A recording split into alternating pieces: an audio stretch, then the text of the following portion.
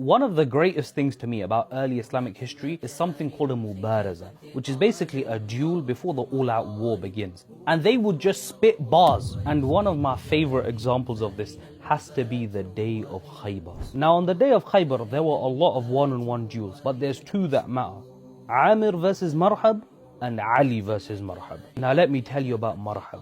Marhab is a seasoned warrior. He's known as Malik al-Khaybar, the king of Khaybar. He's somebody that's seen the flames of war before, but more importantly, he has a prophecy behind him. Marhab's mother was a soothsayer, and when he was younger, she looked into the bones, she looked into her magic, and she said, "Oh my son, you will only be killed by a lion." Now when the Prophet ﷺ asks who's going to step up and fight Marhab, a Sahabi named Amir steps forward and they begin their duel. Wait, if you guys enjoy my videos, then please go to my bio and donate to the Pakistan fundraiser. Ramadan is nearly here, so let's do some good along with watching these videos. Marhab steps forward with the confidence of a man who thinks he's untouchable, and he says, "Khaybar knows that I am Marhab, a fully armed, well-seasoned warrior when the flames of war arrive."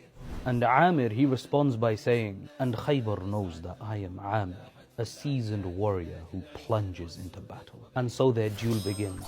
Sword clashing against sword, metal upon metal, sparks flying in the air, each of them trying to go for the kill until Marhab strikes and his sword gets lodged in the shield of Amir. Amir thinks this is his opportunity. He strikes, but his sword is deflected, severing his own artery. So then the Prophet ﷺ decides to call the ultimate trump card, the warrior's warrior, a man who loves Allah and Allah loves him. Ali, left, right, good night, Ibn Abi Talib. Except slight problem, Ali radiallahu anh had an eye infection. Except that's not a problem. He calls Ali, takes a bit of his spit, puts it on Ali's eye, and it's instantly healed. So Ali radiallahu anh goes out face to face with Marhab, the man who thinks he's untouchable because of a prophecy, and Marhab repeats his poem.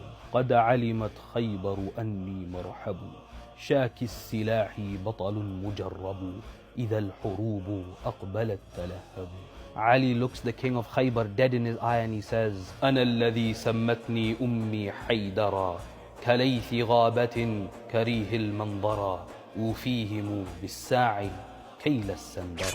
I am the one whose mother named him a lion, like the beast of the jungle that terrifies its enemies. If my enemies give me a strike, I respond with 10 times the force. Remember how I said Marhab had that prophecy in his head? What do you think he felt when Ali said those words? Moving like prime Toji, Ali radiallahu anh swung his sword once and Marhab's head and shoulders were in different postcodes.